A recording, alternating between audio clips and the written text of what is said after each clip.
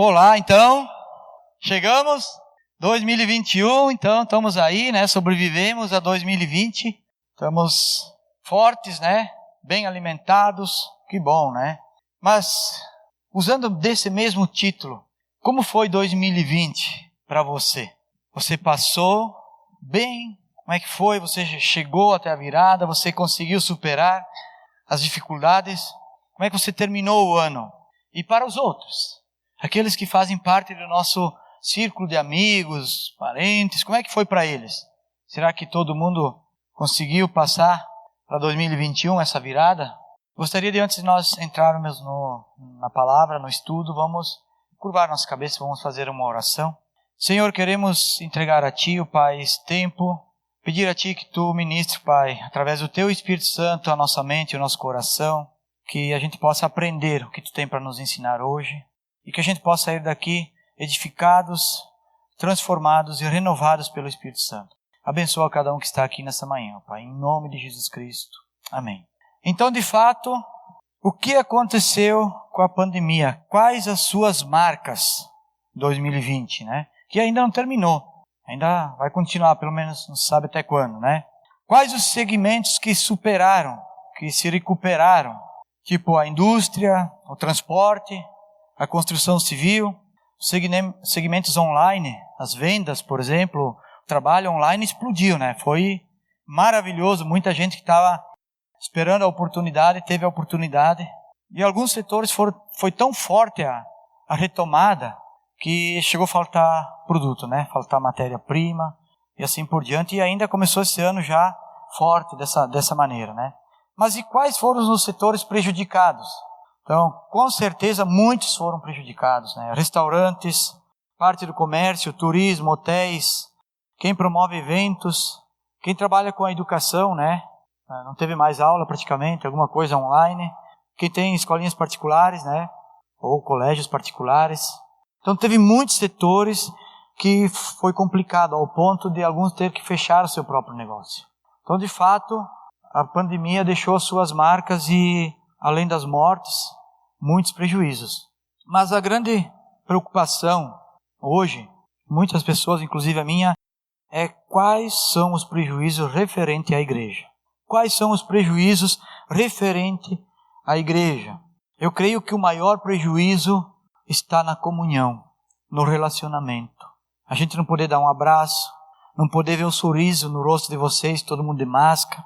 A gente não poder visitar aquelas pessoas, às vezes mais carentes, tão necessitada, que tem um problema de saúde, e aí a gente tem que se privar, e ela também. Então eu creio que, nesse sentido, foi bastante prejudicada a igreja. Nas limitações das celebrações, por exemplo, agora, né? Bandeira vermelha, 30 pessoas cada celebração. Eventos que aconteciam antes na igreja, nos ministérios, que não podem mais acontecer, que não estão acontecendo. E sem falar de uma certa perseguição da própria igreja. Porque vocês sabem muito bem que em todos os outros setores não se cumpre muito a lei. Há aglomerações, mas na igreja, não, a igreja tem que dar testemunho. A igreja não pode infligir as regras porque pode receber as punições. Claro, eu concordo. Nós somos cristãos e temos que dar exemplo, temos que mostrar, sim, que precisa fazer a coisa certa. Só temos que cuidar que nós cristãos temos que dar o testemunho dentro e fora da igreja. Nós temos que agir de tal forma, dentro e fora, mesmo quando cause algum prejuízo para nós. Então nós temos que ter esse cuidado para que a igreja faça a diferença. Então a igreja foi sim prejudicada e eu creio que ainda será prejudicada por um tempo, ou sei lá, né, como é que vai ser.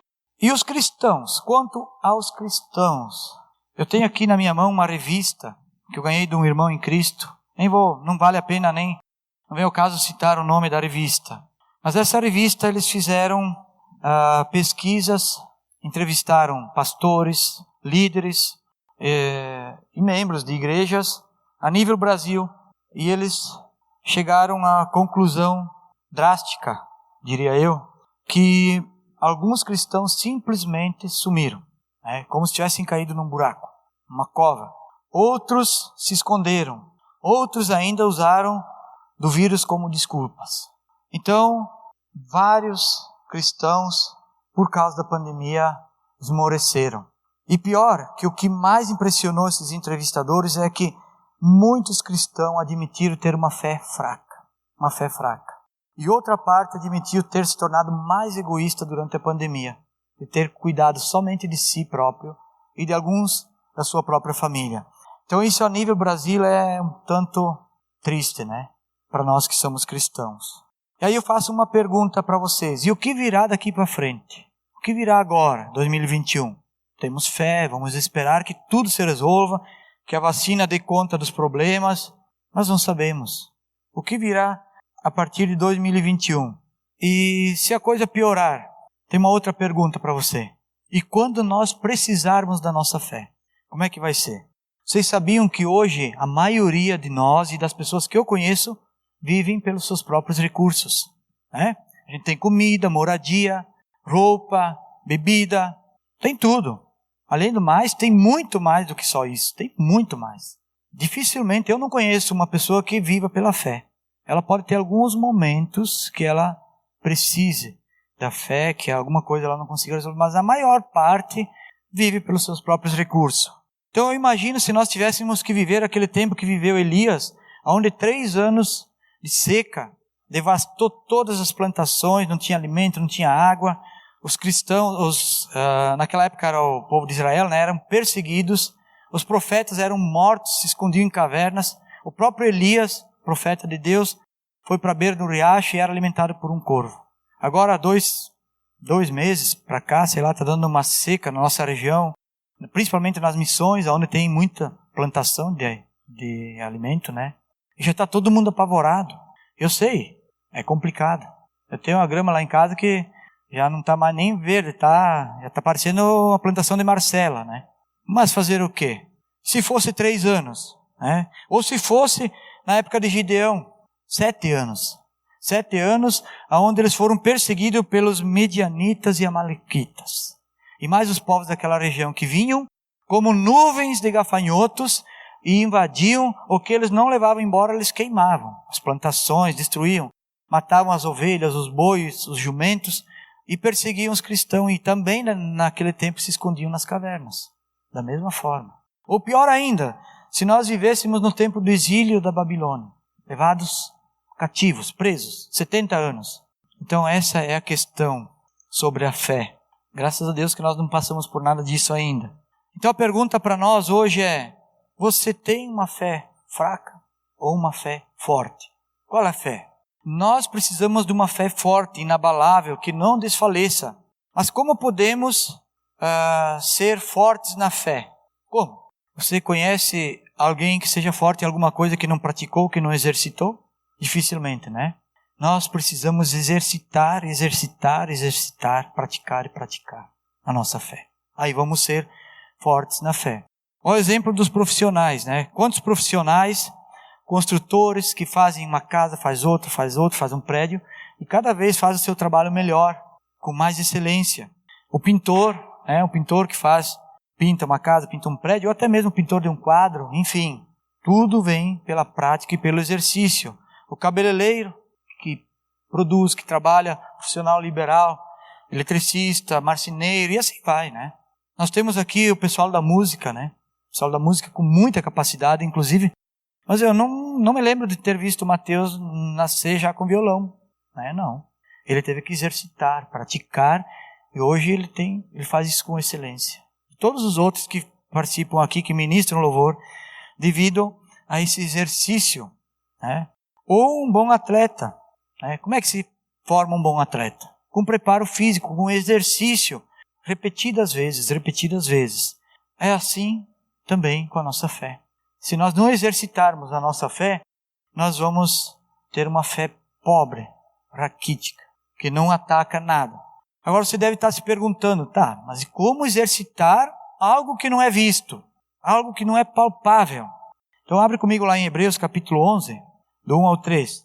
Hebreus 11, versículo 1. Ora, a fé é a certeza daquilo que esperamos e a prova das coisas que não vemos, pois foi por meio dela que os antigos receberam bom testemunho. Pela fé entendemos que o universo foi formado pela palavra de Deus, de modo que aquilo que se vê não foi feito do que é visível. Então a fé é acreditar naquilo que não se vê. A fé é fazer coisas em cima daquilo que não é material, que não é palpável. E também aí o versículo 6 diz que sem fé é impossível agradar a Deus, pois quem dele se aproxima precisa crer que ele existe e que recompensa aquele que o busca. Então, sem fé é impossível agradar a Deus. Mas como fazer então? Como fazer? A Bíblia tem muitos exemplos de como exercitar a nossa fé. Eu quero compartilhar com vocês hoje 3 pontos de como praticarmos a nossa fé. Há muitos outros na palavra sagrada de Deus. E o primeiro exercício de fé é através do conhecimento. Através do conhecimento. Alimentar a nossa fé através do conhecimento, buscando conhecer mais a Cristo. Qual o seu poder e qual é a sua vontade. Esse é o primeiro exercício. Podemos fazer isso de que forma? Tendo uma disciplina diária de ler a Bíblia, de orar, de jejuar, de fazer os nossos devocionais, de alimentar a nossa fé com o Espírito Santo de Deus. É dessa forma que nós podemos fazer. Paulo dá um exemplo para nós, dá uma explicação melhor de como nós podemos praticar essas coisas. Em Efésios capítulo 4, aqui eu quero ler 3 versículos apenas. Eu quero começar de trás para frente, regressivamente. Primeiro o 14, tá? Depois o 13 e depois o 12. Então Paulo aqui nos orienta o seguinte: o propósito é que não sejamos mais como crianças, levados de um lado para o outro pelas ondas, nem jogados para cá ou para lá, por todo o vento de doutrina e pela astúcia e esperteza de homens que induzem ao erro. Então qual é o propósito de nós conhecermos a Deus e fortificarmos a nossa fé? É para que nós não sejamos mais como crianças, jogados para lá e para cá, por ventos de doutrina ou por ventos de mídia, de conversa, não importa. Nós vamos ser pessoas mais maduras, que não vamos ser levados pela astúcia dos outros. Então esse é o primeiro propósito de nós conhecermos mais a Cristo. E o versículo 13, até que todos alcancemos a unidade da fé e do conhecimento do Filho de Deus, que chegamos à maturidade atingindo a medida e a plenitude de Cristo. Então, qual é o propósito disso? É porque nós chegamos à unidade da fé através do conhecimento. Então, exercitar a fé é sim através do conhecimento. Para que nós alcançamos o quê? A plenitude de Cristo. Esse é o propósito de nós buscarmos mais a Deus. E o versículo 12, com o fim de preparar os santos para a obra do ministério, para que o corpo de Cristo seja edificado. Então, tudo isso é para nos preparar para que nós possamos cumprir o ministério de Cristo, que é falar do Evangelho, que é dar bom testemunho, que é revelar a fé que nós temos em Cristo Jesus. Então, dessa forma, nós podemos praticar, conhecer e alimentar a nossa fé. Deixa eu ilustrar um pouquinho melhor isso aqui. Nós temos 2 personalidades, todos vocês sabem disso, né? A de Cristo e a da carne, né? É como 2 leões gêmeos que nasceram no mesmo dia. Até é engraçado, né? Porque gêmeos nascem juntos nem sempre, tá? Já aconteceu de gêmeos nascer num dia e o outro nascer no outro dia, né? Mas enfim, como 2 leões gêmeos. Um eu alimento com o Espírito Santo. E aí, de manhã eu acordo um pouquinho atrasado, saio na corrida. Deus, hoje vou fazer uma oração durante o caminho mesmo, porque estou atrasado. Tudo bem?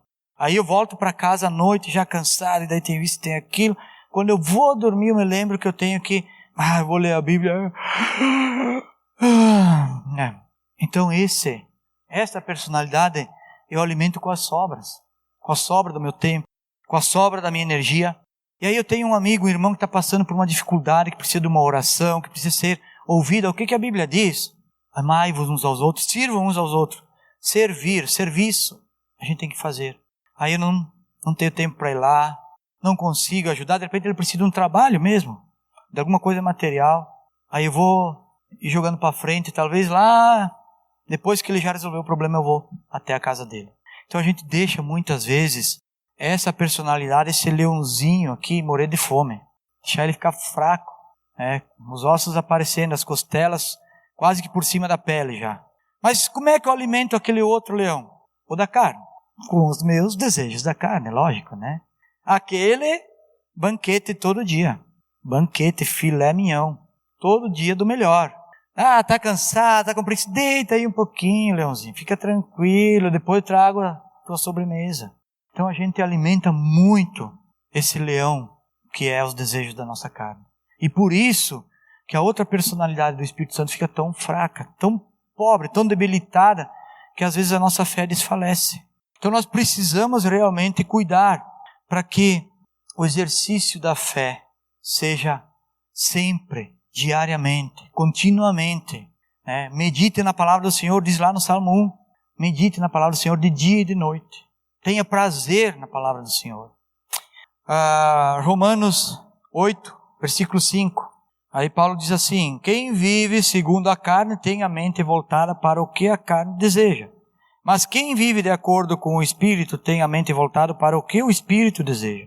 A mentalidade da carne é morte, mas a mentalidade do Espírito é vida e paz.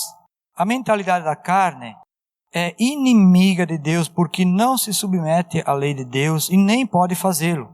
Quem é dominado pela carne não pode agradar a Deus. Entretanto, vocês não estão sob o domínio da carne, mas do Espírito, se de fato o Espírito de Deus habita em vocês. E se alguém não tem o Espírito de Cristo, não pertence a Cristo. Então, quem vive alimentando a carne, vive pelo que a carne deseja. Quem vive pelo Espírito, vive pelo que o Espírito quer. É assim que é. E aí, quando eu falo de buscar conhecimento, que é um dos exercícios da nossa fé, eu também não quero aqui pregar a vocês que a gente tem que ficar dia e noite só estudando, se formar em teologia. É claro que eu não estou aqui fazendo apologia à ignorância. A gente deve estudar, sim, deve ler livros, praticar, mas não somente estudar, não nos encher apenas de conhecimento e não transformar a nossa vida. Conhecer a Cristo é transformação de vida. Jesus, Ele é o nosso amigo, é o nosso irmão. Ele é o primogênito entre todos, entre muitos irmãos. Por isso nós precisamos andar junto com Ele. Eu quero dar um outro exemplo aqui. Vocês todos conhecem o meu filho. O meu filho, quando ele tem uma dificuldade, um problema, a primeira pessoa que ele liga é para mim. Mas por que ele liga para mim? Porque desde que ele nasceu, ele mora junto comigo. Junto com a minha esposa, é claro. A vida dele até agora, ele mora junto comigo. Ele me conhece. Ele não iria ligar para um estranho. Ele me conhece. Ele confia em mim. Ele tem fé que eu vou dar um conselho bom, que eu vou dar uma ajuda, que eu vou, no mínimo, concordar com aquilo que ele pretende fazer. Por causa desse andar junto, morar junto, ter essa amizade, ter essa confiança, essa intimidade, é que ele liga para mim por primeiro. Ele recorre a mim. Ele não vai ligar para um estranho. Aí eu digo assim: você ligaria para um estranho? Você confiaria num estranho? Está difícil até de nós confiarmos naqueles que nós conhecemos hoje. Imagina nos estranhos. Eu lembro desde criancinha que o meu pai e a minha mãe diziam assim: não confie em estranhos. Não pegue uma bala de um estranho. Aí nós andava lá no interior, lá naqueles lugares lá, 3 quilômetros de estrada de chão, mato de um lado, milho do outro, ouvia o barulho de um carro, se tacava na capoeira. Se escondia no meio do milho, tinha medo. Por quê? Porque era um estranho. Como é que nós ia confiar no estranho? Mas quando criança nós fazia isso. Então a gente não pode confiar nos estranhos. E aí eu digo para você, quando você se converteu, você nasceu de novo. É uma caminhada. Desde o dia que nós nos convertemos, nós vivemos com Cristo. Como o meu filho vive comigo até hoje. Nós precisamos ter essa intimidade, essa amizade, esse entendimento de conhecer a Cristo dessa forma. Aí eu vou ter fé e eu vou confiar. Então esse é o primeiro exercício da nossa fé. Conhecer mais a Cristo. E conhecer significa todas essas coisas. Orar, estudar, mas principalmente transformação de vida, andar com Jesus Cristo. Principalmente andar com Jesus. O segundo exercício da fé é a obediência. A obediência. Romanos 1,5. Olha o que Paulo diz para nós aí em Romanos 1,5. Por meio dele e por causa do seu nome, recebemos graça e apostolado para chamar dentre todas as nações um povo à obediência que vem pela fé. Ou seja, Paulo, aqui está falando de Jesus Cristo. Se você ler o contexto todo, você vai entender que Cristo nos chama, pela sua graça, um povo para fazer diferença na humanidade, para obedecer pela fé. Por que obedecer pela fé? Porque pela lei ninguém obedece. Nós temos exemplo agora no fim de ano da pandemia. Existe lei? Existe. Alguém cumpriu a lei? Poucas pessoas. Talvez aquelas que tenham mais limitações de saúde, senão a maioria não cumpriu a lei. Então, a obediência é pela fé, não é pela lei.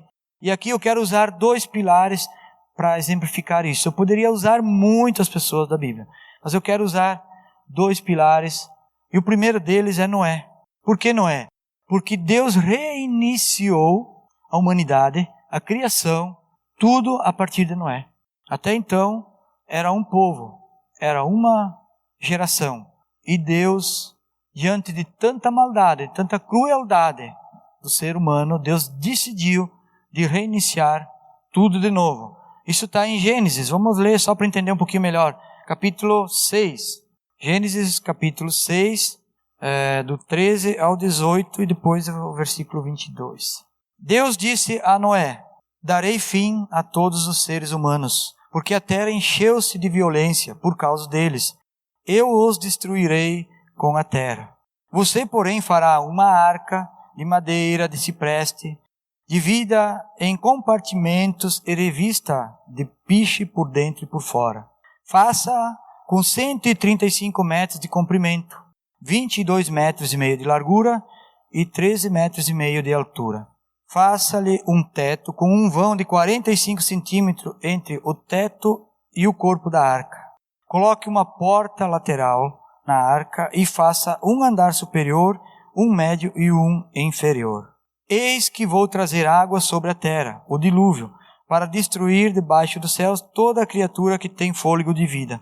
Tudo o que há na terra perecerá, mas com você estabelecerei a minha aliança, e você entrará na arca com seus filhos, a sua mulher e as mulheres de seus filhos. Então Deus foi conversar com Noé. Deus foi lá e deu uma ordem a Noé. E disse: olha, por causa da perversidade do homem, de tudo que está errado, eu vou destruir tudo. Mas você pode fazer assim, confia em mim, faça isso.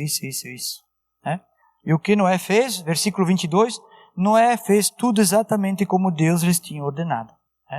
Noé fez tudo exatamente como Deus tinha ordenado. Aqui não tem que Noé questionou alguma coisa.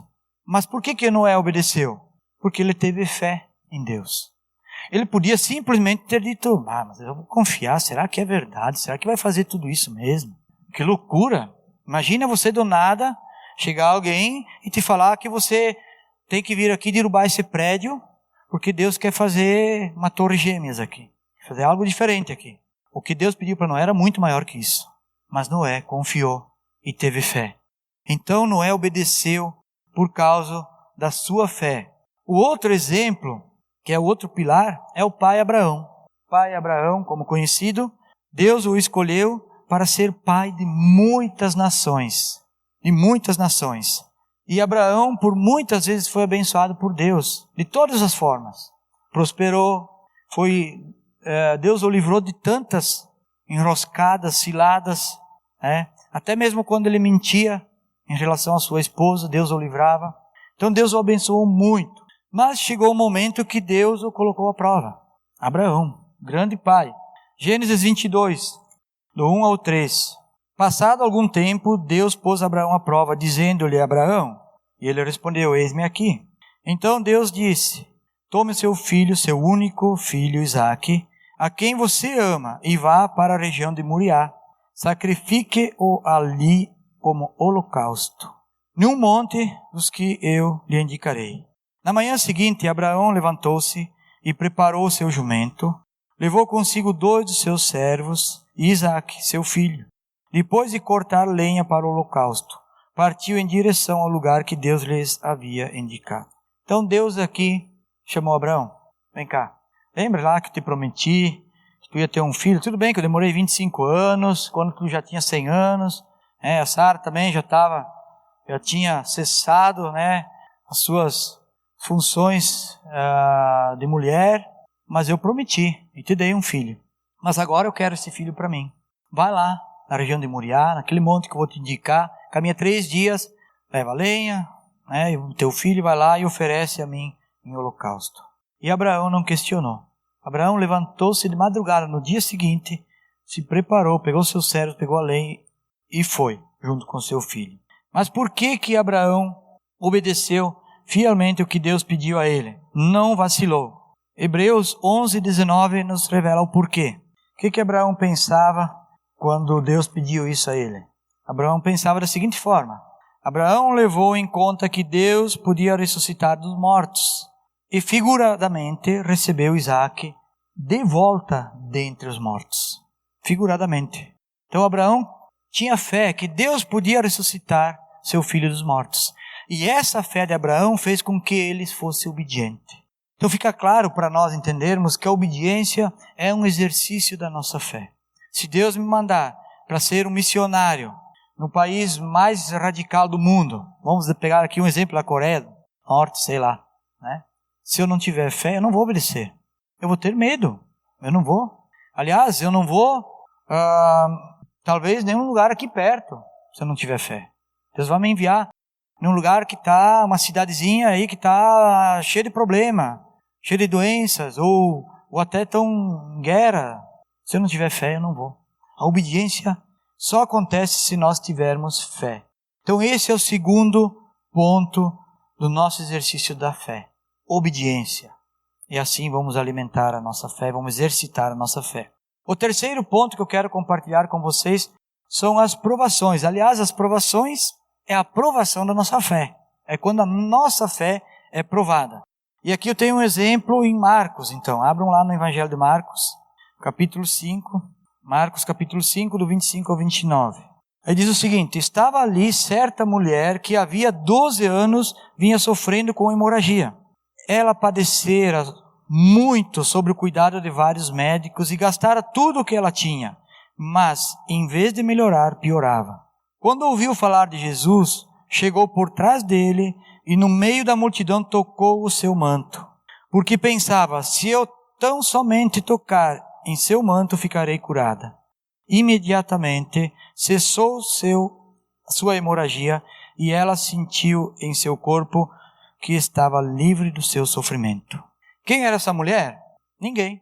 Não era o pai Abraão, não era Noé, não era Moisés, não era Jacó, não era Paulo. Era uma mulher anônima, como um de nós. Há 12 anos, essa mulher estava sofrendo com essa hemorragia, com essa enfermidade. Ela foi em todos os médicos, gastou tudo o que tinha, mas bastou um momento de fé e ela foi libertada, ela foi curada. E aí eu pergunto para você, há quantos anos você vem enfrentando um problema? Já tentou muitas coisas, muitas soluções, não sei, saúde, relacionamento, qualquer área. Há quantos anos? Essa mulher, ela foi em busca de Jesus Cristo porque ela foi provada. Se ela não fosse, que ela tivesse essa doença, essa enfermidade, provavelmente que ela não iria atrás de Jesus. Aliás, muita gente só vai em busca de Jesus e de Cristo quando é provado, quando passa por uma situação. Então foi isso que a fez, não só que ela fosse curada, mas que ela tivesse também a vida eterna, a sua própria salvação. Então nós precisamos seguir o exemplo dessa mulher. É claro que provavelmente ela não teve oportunidade antes. Então, a gente tem que ter o cuidado, porque tanto essa mulher como nós precisamos de um milagre muitas vezes na nossa vida. As pessoas precisam de um milagre. E o milagre só acontece através da fé. Só acontece através da fé. Então, lá em Tiago, capítulo 1, versículos 2 ao 4, Tiago explica que devemos ficar felizes quando passarmos por provações. Abram ali para nós dar uma olhadinha ali. Eu vou começar a ler do versículo 2 em diante. Capítulo 1, versículo 2 ao 4. Meus irmãos, considere motivo de grande alegria o fato de passarem por diversas provações, pois vocês sabem que a prova da sua fé produz perseverança, e que a perseverança deve ter ação completa. a fim de que vocês sejam maduros, íntegros, sem lhes faltar coisa alguma. Então a nossa fé precisa ser provada. É assim que funciona. Aí eu faço uma pergunta para vocês. Ela ouviu falar de Jesus e ela foi. E ela colocou a sua fé em prática. O que você tem feito e o que você faz com a sua fé? O exercício da nossa fé, ele precisa ser por muitas e muitas vezes provado, senão a gente vai ter uma fé morta. Uma fé que não é usada. Uma fé que não faz sentido. Nós vivemos pelos nossos próprios recursos. Se você ler qualquer documentário, assistir qualquer história de qualquer homem que foi evangelista, nos nossos tempos, há pouco tempo, Billy Graham e outros mais, você vai entender o quanto esses homens dependiam da fé. Hudson Taylor, muitos outros, eles realmente viviam pela fé, porque não tinha outra forma de fazer o evangelho. E transformaram muitas culturas e muitas pessoas naquela época deles. Agora, qual é o tamanho da fé? A fé tem tamanho, né? Vocês lembram lá? Mateus, capítulo 14. O que Jesus diz para Pedro? Pedro, né, quando viu Jesus andando sobre as águas, disse: Senhor, disse Pedro, se és tu, manda-me ir ao teu encontro. Versículo 28. Aí, Jesus respondeu: venha. Então Pedro saiu do barco e andou sobre as águas e foi em direção a Jesus. Mas quando reparou o vento, ficou com medo e começou a afundar. E aí gritou: salva-me, Jesus. Imediatamente Jesus estendeu a mão e o segurou e disse: homem de pequena fé, por que duvidaste? Por que duvidou? Então qual é o tamanho da fé? O tamanho da fé é não duvidar, é crer. Né? Nós tivemos o exemplo dessa mulher anônima que bastou ela tocar nas vestes de Jesus. Esse foi o tamanho, bastou tocar, creu, ela creu. Então é não duvidar. Num outro exemplo, quando Jesus anda com os discípulos, que lá tem a figueira seca, também Jesus disse: se não duvidardes e crerdes, farão coisas ainda maiores do que estas. Então os 3 pontos que eu queria destacar para concluir aqui, para que nós tenhamos uma fé forte, que não desfaleça. Primeiro é conhecer a Cristo. Conhecer, estudar, orar, andar junto. Conhecer. Segundo ponto é obedecer. A obediência vem pela fé. E terceiro ponto são as provações. Nós precisamos entender que as provações da nossa vida é para nos fortificarmos na fé. Então não reclame muitas vezes se você passar por uma dificuldade. Em tudo dai graças, como diz Paulo, né? Então nós estamos vivendo uma crise da fé cristã no mundo hoje. Uma crise. A igreja esmoreceu. E não sei o que virá a partir de agora. A partir desse ano 2021. Mas nós precisamos seguir o exemplo de Noé, de Abraão e da mulher anônima. Que no momento de extrema tribulação, a fé deles não falhou. A fé deles não esmoreceu. Eles tiveram a fé necessária no momento certo. E aí eu faço uma pergunta para você meditar durante a semana, levar isso talvez como um projeto para a sua semana seguinte ou daqui para frente, não sei. E a pergunta é simples. E quando você precisar da sua fé? E quando eu precisar da minha fé? Amém? Vamos orar? Senhor, eu quero te louvar, Pai, te agradecer, porque a tua palavra é clara, Pai, ela nos esclarece sobre como devemos ser fortes na fé. Devemos praticar a fé, devemos exercitar a nossa fé, e esse conhecimento, Senhor, de Ti, faz com que nós entendamos, ó Pai, a Tua grandeza, o Teu poder, faz com que nós confiamos plenamente em Ti, como se nós estivéssemos morando junto e andando junto a todo instante contigo, Pai. E no momento certo, na hora certa, nós vamos recorrer a Ti. Eu peço, Pai, aqui, a cada irmão, que o Senhor coloque isso no seu coração, que o Espírito Santo possa transformar suas mentes, seus corações, e que eu também, Senhor, todos nós juntos, sejamos fortes, muito fortes, ó Pai, ao ponto de revelar ao mundo que somos pessoas de fé. É isso que eu peço, Pai, e agradeço, Senhor, por abrir os nossos olhos. Em nome de Jesus Cristo que eu oro. Amém.